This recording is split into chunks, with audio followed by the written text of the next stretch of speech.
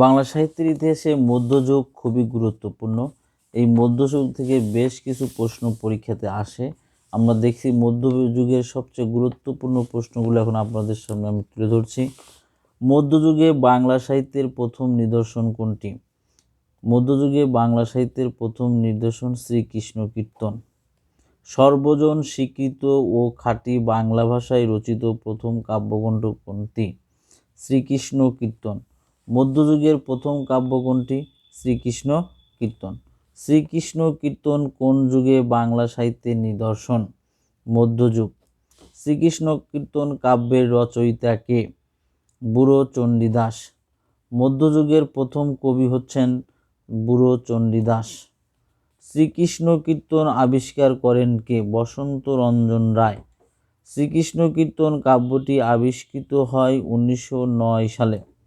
শ্রীকৃষ্ণ কীর্তন কাব্যটি আবিষ্কৃত হয় কোথা থেকে? গোয়ালগড় থেকে। শ্রীকৃষ্ণ কীর্তন কাব্যের খণ্ডের সংখ্যা কত? খণ্ডের সংখ্যা 13। গঠন রীতিতে শ্রীকৃষ্ণ কীর্তন কাব্য তো মূলত কি? মূলত হচ্ছে নাটগীতি। বড়াই কোন কাব্যের চরিত্র? শ্রীকৃষ্ণ কীর্তন। শ্রীকৃষ্ণ কীর্তন কাব্যের বড়াই কি ধরনের চরিত্র? রাধা কৃষ্ণের প্রেমের দ্যুতি। পদ বা পদাবলী বলতে কি বোঝো? পদ বা পদাবলী বলতে বোঝায় বৌদ্ধ বা বৈষ্ণব ধর্মের বিশেষ সৃষ্টি। মধ্যযুগে বাংলা সাহিত্যের শ্রেষ্ঠ নিদর্শন কোনটি? মধ্যযুগে বাংলা সাহিত্যের শ্রেষ্ঠ নিদর্শন বৈষ্ণব পদাবলী। নিচের কোনটি মধ্যযুগের কাব্যের প্রধান অনুবাদ ধারা? মধ্যযুগের কাব্যের প্রধান ধারা হচ্ছে বৈষ্ণব পদাবলী। কোন উক্তিটি ঠিক? কোন উক্তিটি ঠিক? উক্তিগুলো হচ্ছে বৈষ্ণব পদাবলী মধ্যযুগের বাংলা ভাষার এক প্রকার কাহিনী কাব্য। দ্বিতীয় উক্তি হচ্ছে খ নম্বর বলছে বৈষ্ণব পদাবলী বৈষ্ণব ধর্মের যৌক্তিক ব্যাখ্যা। 3 নম্বর বৈষ্ণব পদাবলী পদ্মে রচিত চৈতন্যদেবের জীবনী। চতুর্থ হচ্ছে বৈষ্ণব পদাবলী রাধা ও কৃষ্ণের আকর্ষণ বিকর্ষণের বিচিত্র অনুভূতি সম্মিলিত এক প্রকার গান। তাহলে এই উক্তিটি সঠিক। বৈষ্ণব পদাবলী রাধা ও কৃষ্ণের আকর্ষণ বিকর্ষণের বিচিত্র অনুভূতি সম্মিলিত এক প্রকার গান। শৃঙ্গার রসকে বৈষ্ণব পদাবলীতে কি বলে? শৃঙ্গার রসকে বৈষ্ণব পদাবলীতে বলা হয় হচ্ছে মধুর রস। পদাবলীর প্রথম কবি কে? পদাবলীর প্রথম কবি হচ্ছে বিদ্যাপতি। বাংলা ভাষায় বৈষ্ণব পদাবলীর আদি রচয়িতা কে? চণ্ডীদাস। বিদ্যাপতি কোন রাজসভার কবি ছিলেন? মিথিলা। বৈষ্ণব পদাবলীর অবাঙালি কবি কে? বিদ্যাপতি। কোন কবি বাঙালি না হয়েও বাংলা সাহিত্যে স্বতন্ত্র স্থান দখল করে আছেন? বিদ্যাপতি। বিদ্যাপতি কোন ধারার কবি? বৈষ্ণব পদাবলী। বিদ্যাপতি কোন ভাষায় পদ রচনা করেছেন? ব্রজবুলি। বৈষ্ণব পদাবলীর সঙ্গে কোন ভাষা সম্পর্কিত? বৈষ্ণব পদাবলীর সাথে সম্পর্কিত ভাষা হচ্ছে ব্রজবুলি। ব্রজবুলি এক প্রকার কৃত্রিম কবি ভাষা। ব্রজবুলি হচ্ছে এক প্রকার কৃত্রিম কবি ভাষা। বাংলা ও মৈথিলি ভাষার সমন্বয়ে যে ভাষার সৃষ্টি হয় তার নাম কি? ব্রজবুলি। ব্রজবুলি কি? ব্রজবুলি হচ্ছে মিথিলা ও বাংলা ভাষার মিশ্রণ। ব্রজবুলি কোন স্থানের ভাষা? মিথিলা। ব্রজবুলির প্রবর্তক কে? বিদ্যাপতি। ব্রজবুলি কোন কবি পদাবলী রচনা করেছেন? বিদ্যাপতি। কাকে বিদ্যাপতির ভাব শিষ্য বলা হয়? বিদ্যাপতির ভাব শিষ্য বলা হয় গোবিন্দ দাসকে। গীত গোবিন্দ কোন ভাষায় রচিত? সংস্কৃত। এ ভরা ভাদর মোহ ভাদর শূন্য মন্দির মোর কে লিখেছেন? বিদ্যাপতি। বৈষ্ণব পদাবলী চণ্ডীদাস কয়জন? বৈষ্ণব পদাবলী চণ্ডীদাস মূলত 3 জন। সবার উপরে মানুষ সত্য, তাহার উপরে নাই, কে বলেছেন? বলেছেন হচ্ছে চণ্ডীদাস। সই কে শুনাইল শ্যামনাম, পদটির রচয়িতা কে? পদটির নাম হচ্ছে চণ্ডীদাস। সই কেমনে ধরিব হিয়া, আমার বধূয়া আনবারে যায়, আমারই আঙিনা দিয়া, কার রচনা? চণ্ডীদাস। নিচের কোন বাংলা ভাষার কবি? বাংলা ভাষার কবি হচ্ছেন জ্ঞানদাস। সুখের লাগিয়া এ ঘর বাঁধিনু, অনলে পুরিয়া গেল, গানটির রচয়িতা কে? জ্ঞানদাস। কে বাংলা ভাষার কবি নন? জয়দেব। মধ্যযুগের কবি নন কে? মধ্যযুগের কবি নন জয়ানন্দী। মঙ্গল কাব্যে কোন যুগে বাংলা সাহিত্যের নিদর্শন? মঙ্গল কাব্য মধ্যযুগের বাংলা সাহিত্যের নিদর্শন। এক শ্রেণীর ধর্ম বিষয়ক আখ্যান কাব্যের নাম কি? মঙ্গল কাব্য। মঙ্গল কাব্যের বিষয়বস্তু মূলত ধর্ম বিষয়ক আখ্যান। মঙ্গল কাব্য রচনার উল্লেখিত কারণ কি? স্বপ্নে দেবী কর্তৃক আদেশ লাভ। মঙ্গল কাব্যে কোন দুই দেবতার প্রাধান্য বেশি? মনসা এবং চণ্ডী। কোন মঙ্গল কাব্যে কয়টি অংশ থাকে? কোন মঙ্গল কাব্যে সাধারণত 5টি অংশ থাকে। মঙ্গল কাব্যে কয়টি অংশ থাকে? এই পরীক্ষাতে প্রশ্ন আছে। মঙ্গল কাব্যের কয়টি অংশ থাকে? 5টি। সেটা হচ্ছে কি? বন্দনা, আত্মপরিচয়, দেবখণ্ড, মর্তখণ্ড, শ্রুতিফল। মনসা মঙ্গল বা মঙ্গল কাব্যের আদি কবি কে? মনসা মঙ্গল বা মঙ্গল কাব্যের আদি কবি হচ্ছেন কানা হরিদত্ত। নিম্নের কোন কবি মঙ্গল কাব্যের কবি নন? দাশু রায়। মঙ্গল কাব্যের রচয়িতা নন কে? বুড়ো চণ্ডীদাস। ধর্মমঙ্গল কাব্যের আদি কবি কে? ধর্মমঙ্গল কাব্যের আদি ময়ূর ভট্ট। কোন দেবীর কাহিনী নিয়ে মনসা মঙ্গল কাব্য রচিত হয়? মনসা দেবী। তার আরেক নাম হচ্ছে পদ্মাবতী। মনসা মঙ্গল কাব্যের আদি কবি কে? কানা হরিদত্ত। মনসা মঙ্গল কাব্যের রচয়িতা কোন কবি? বিজয়গুপ্ত মনসা মঙ্গল কাব্য লিখেছেন। তার কাব্যগ্রন্থ পদ্মপুরাণ নামে পরিচিত। চণ্ডীদাস সমস্যা কি? বাংলা ভাষায় একই সময়ে 2-3 জন চণ্ডীদাসের নাম পাওয়া যায়, যা চণ্ডীদাস সমস্যা নামে পরিচিত। মুকুন্দরাম চক্রবর্তী কাব্যগ্রন্থের নাম কি? চণ্ডীমঙ্গল। চাঁদ সওদাগর বাংলা কোন কাব্য ধারায় রচিত? মনসা মঙ্গল। মঙ্গল কাব্যের কোন চরিত্রটি দেবতা বিরোধী বলে পরিচিত? চাঁদ সওদাগর। বেহুলা লক্ষিন্দরের কাহিনী পাওয়া যায় কোন মঙ্গল কাব্যে? মনসা মঙ্গল। মনসা মঙ্গল কাব্যের চরিত্র কোনটি? লক্ষিন্দর। বেহুলা চরিত্র কোন মঙ্গল কাব্যের সম্পদ? মনসা মঙ্গল। চণ্ডীমঙ্গল কাব্যের রচিত হচ্ছে মুকুন্দরাম চক্রবর্তী। চণ্ডীমঙ্গল কাব্যের শ্রেষ্ঠ কবি কে? মুকুন্দরাম চক্রবর্তী। ধনপতি সওদাগর কোন নগরের অধিবাসী ছিলেন? উজানিনগর। চণ্ডীমঙ্গল কাব্যে কোন চরিত্র পাওয়া যায়? ফুল্লরা। কোন কবি ধর্মমঙ্গল কাব্যের প্রণেতা? রূপরাম চক্রবর্তী। ভরসুট পরগনায় পান্ডুয়া গ্রামে জন্মগ্রহণ করেন কে?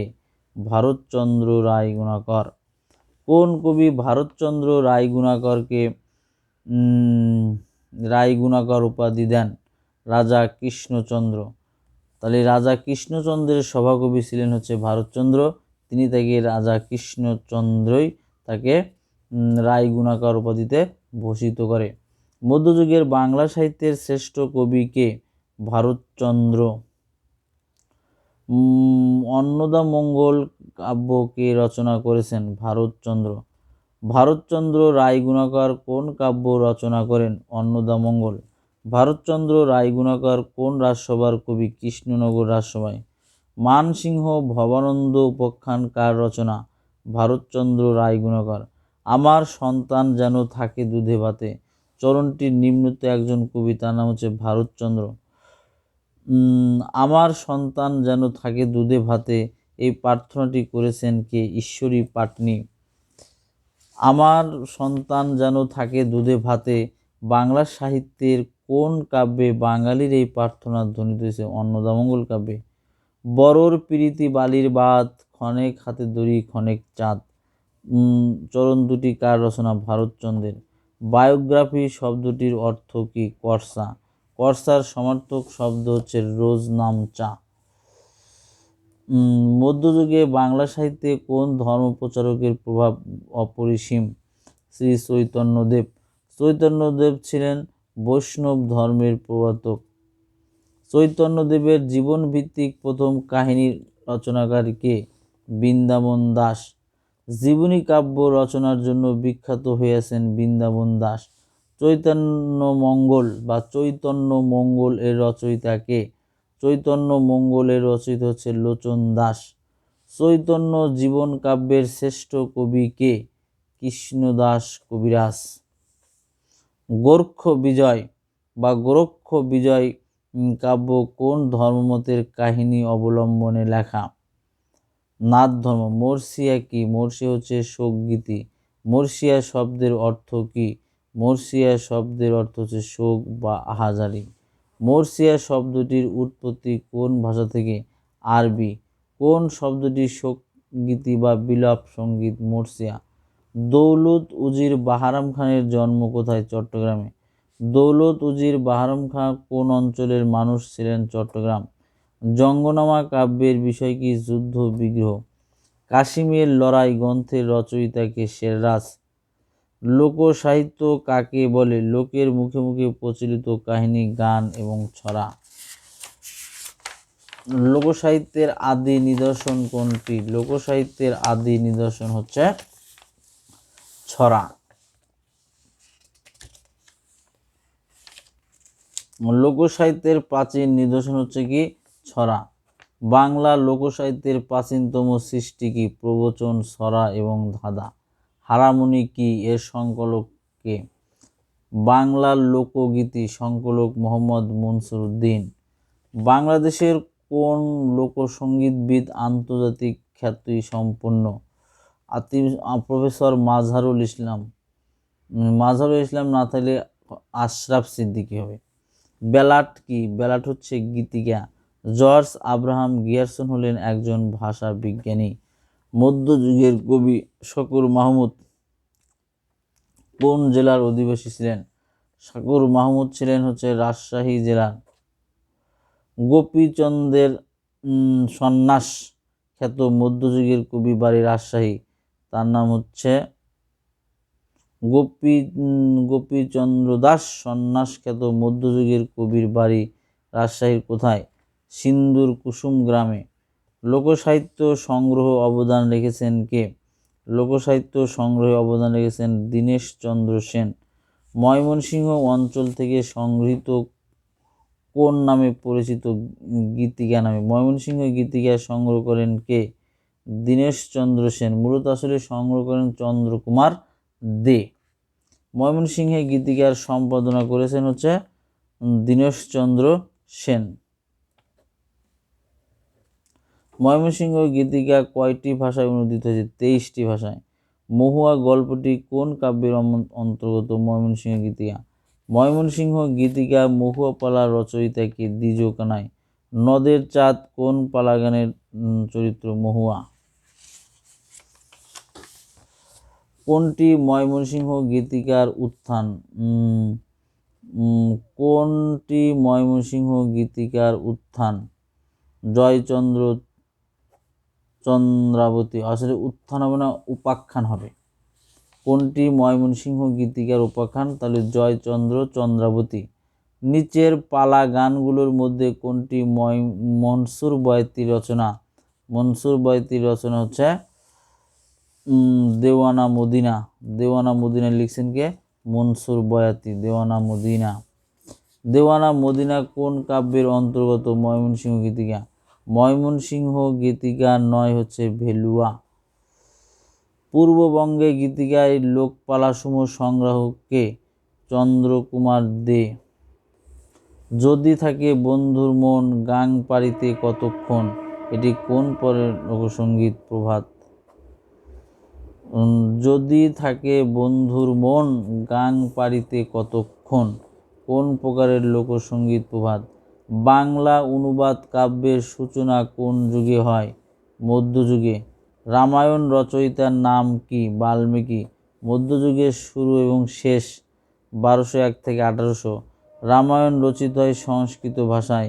সীতা কোন মহাকাব্যের নায়িকা? রামায়ণ। বাংলা ভাষায় রামায়ণ প্রথম রচনা করেন কে? কৃত্তিবাস। বাংলায় কৃত্তিবাসী রামায়ণ অনুবাদে অনুরোধ জানান কে? গিয়াসউদ্দিন আজম শাহ। রামায়ণের প্রথম মহিলা অনুবাদকের নাম কি? চন্দ্রাবতী। মধ্যযুগের মহিলা কবি চন্দ্রাবতী নিচের কোন কাব্য রচনা করেন? রামায়ণ। বাংলা সাহিত্যের প্রথম মহিলা কবির নাম হচ্ছে চন্দ্রাবতী। মহিলা কবি চন্দ্রাবতীর পিতার নাম হচ্ছে দ্বিজ বংশী দাস। কবি চন্দ্রাবতী কোন অঞ্চলে বসে? কিশোরগঞ্জে। কোন বাক্যটি শুদ্ধ তা নির্ণয় করুন। কৃত্তিবাস বাংলা রামায়ণ লিখেছেন। প্রাচীনতম সাহিত্যকর্ম কোনটি? প্রাচীনতম সাহিত্যকর্ম হচ্ছে পৃথিবীর সবচেয়ে প্রাচীনতম সাহিত্যগ্রন্থের নাম হচ্ছে রামায়ণ। মহাভারতের রচয়িতা কে? শ্রীকৃষ্ণ দ্বৈপায়ন বেদব্যাস। কাশিরাম দাস কোন গ্রন্থের অনুবাদক? মহাভারত। পরাগলি মহাভারত খ্যাত গ্রন্থের অনুবাদকের নাম কি? গোবিন্দ পরমেশ্বর। গোবিন্দ পরমেশ্বরের মহাভারতের নাম কি? পরাগলি মহাভারত। দ্রৌপদী কে ছিলেন? মহাভারতের 5 ভাইয়ের একক স্ত্রী। গান্ধারী চরিত্রটি পাওয়া যায় মহাভারতে। কুরুক্ষেত্র যুদ্ধ কতদিন স্থায়ী ছিল? কুরুক্ষেত্রের যুদ্ধ স্থায়ী ছিল 18 দিন। মধ্যযুগের বাংলা সাহিত্যে মুসলমানদের মধ্যে উল্লেখযোগ্য অবদান কোনটি? রোমান্টিক প্রণয়োপাখ্যান। হিন্দি ও ফার্সি কাব্য থেকে কোন কাব্যধারার প্রচলন ঘটেছে? হিন্দি ও ফার্সি কাব্য থেকে কোন কাব্যধারার প্রচলন ঘটেছে? রোমান্টিক প্রণয়োপাখ্যান। প্রণয়োপাখ্যানগুলোর প্রাধান্য বৈশিষ্ট্য হচ্ছে মানব প্রেম। বাংলা সাহিত্যের প্রথম প্রণয়োপাখ্যান কোনটি? বাংলা সাহিত্যের প্রথম প্রণয় উপাখ্যান হচ্ছে ইউসুফ জুলেখা। মুসলমান কবি রচিত প্রথম প্রাচীন বাংলা কাব্য কোনটি? ইউসুফ জুলেখা। রোমান্টিক প্রণয়োপাখ্যান ধারার প্রথম কবি কে? শাহ মোহাম্মদ সগীর। বাংলা সাহিত্যের ইতিহাসের প্রাচীনতম মুসলমান কবি কে? শাহ মোহাম্মদ সগীর। সবচেয়ে প্রাচীন রোমান্সমূলক প্রণয়োপাখ্যানের রচয়িতা কে? শাহ মোহাম্মদ সগীর। কোন কবি গিয়াসউদ্দিন আজম শাহের রাজ কর্মচারী ছিলেন? শাহ মোহাম্মদ সগীর। ইউসুফ জুলেখা কি জাতীয় রচনা? রোমান্টিক প্রণয় উপাখ্যান। শাহ মোহাম্মদ সগীর অনুদিত বিখ্যাত কাব্য কোনটি? ইউসুফ জুলেখা। ইউসুফ জুলেখা কাব্য অনুবাদ করেছেন কে?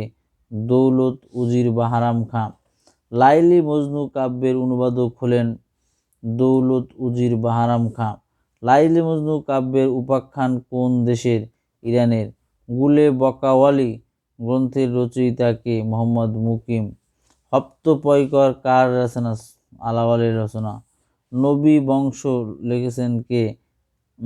সৈয়দ সুলতানের হচ্ছে নবী বংশ। কারবালা ও শহরনামা কাব্য গ্রন্থটি কার? আব্দুল হাকিমের।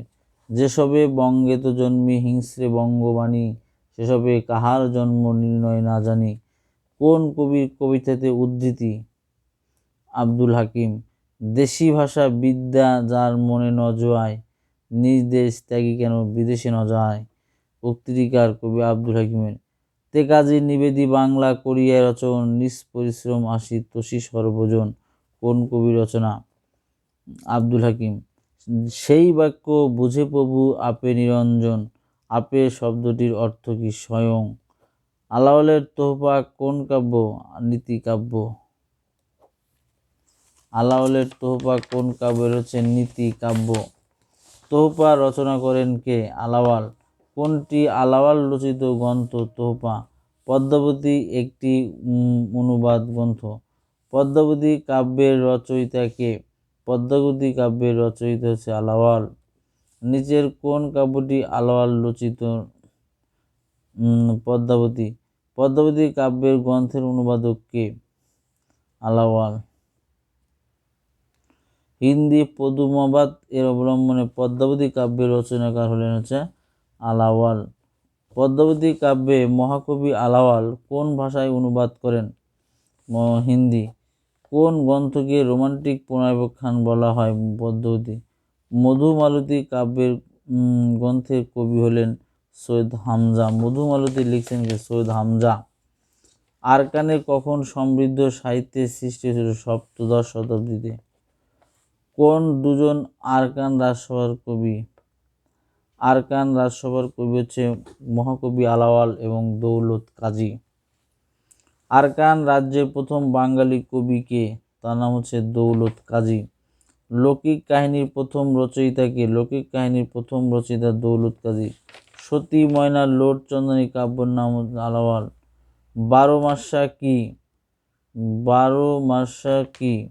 এর উপরে গেছে 12 মাসের নায়িকার 12 মাসের সুখ দুঃখের বর্ণনা।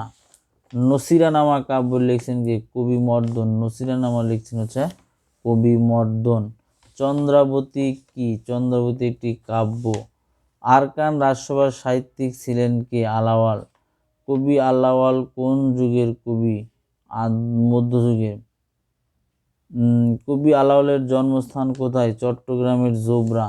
কবি আলাওয়ালের সময়কাল সপ্তদশ শতক। আলাওয়াল কোন রাজসভার রাজকবি ছিলেন? আলাওয়াল ছিলেন আরাকান রাজসভার।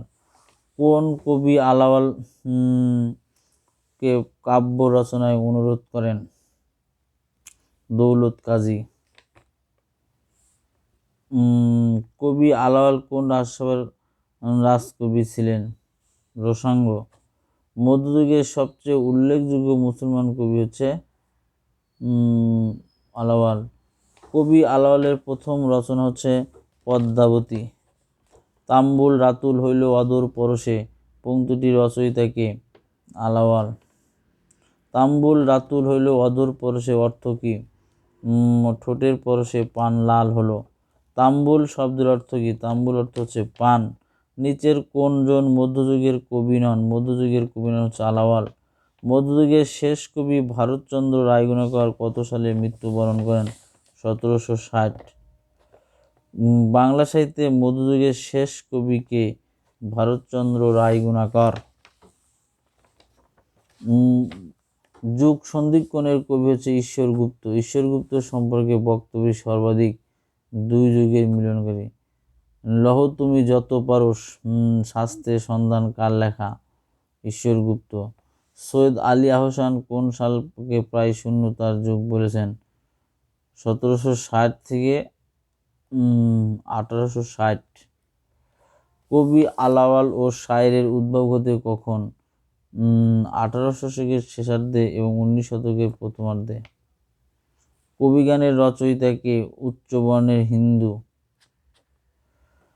কবিগান রচয়িতা এবং গায়ক হিসেবে এরা উভয়ই পরিচিত রাম বসু এবং অ্যান্টনি ফিরিঙ্গি। কবিগানের রচয়িতা ও গায়ক হিসেবে উভয়ই পরিচিত। এর নাম রাম বসু ও ভোলা ময়রা। কবিগানের প্রথম কবি কে? গজলাগুই। অ্যান্টনি ফিরিঙ্গি কি জাতীয় সাহিত্য রচনা করেছেন? অ্যান্টনি ফিরিঙ্গি রচনা করেছেন কবিগান। প্রতিসাহিত্য বলতে কি বোঝায়? ইসলামী চেতনা সম্পৃক্ত সাহিত্য। দোভাষী বলতে কি বোঝায়? কয়েকটি ভাষার শব্দ ব্যবহার করে মিশ্রিত ভাষায় রচিত পুঁথি। বটতলার পুঁথি বলতে কি বোঝায়? দোভাষী ভাষায় রচিত পুঁথি। পুঁথি সাহিত্যের প্রাচীনতম লেখক কে? পুঁথি সাহিত্যের প্রাচীনতম লেখক ফকির গরিবুল্লাহ। পুঁথি সাহিত্যের প্রথম সার্থক ও জনপ্রিয় কবি ফকির গরিবুল্লাহ। পুঁথি সাহিত্যের প্রাচীনতম লেখক কে? ফকির গরিবুল্লাহ যদি অপশনে না থাকে তখন দিতে হবে সৈয়দ হামজা। সোনাভান কাব্যগ্রন্থটির রচয়িতা কে? ফকির গরিবুল্লাহ। আমির হামজা কাব্য রচনা করেন কে? ফকির গরিবুল্লাহ। পুঁথি সাহিত্যের লেখক সৈয়দ হামজা। উল্লেখিত কোন রচনা পুঁথি সাহিত্যের অন্তর্গত নয়। ময়মনসিংহ গীতিকা। বন থেকে বেলুটিয়ে সোনার টোপর মাথায় দিয়ে, এটি কিসের উদাহরণ? ধাঁধার। তরজা হলো কবি গান জাতীয় লোকসঙ্গীত। তরজা হলো কবি গান জাতীয় লোকসঙ্গীত। এটা হচ্ছে আমাদের মধ্যযুগের গুরুত্বপূর্ণ প্রশ্ন সব।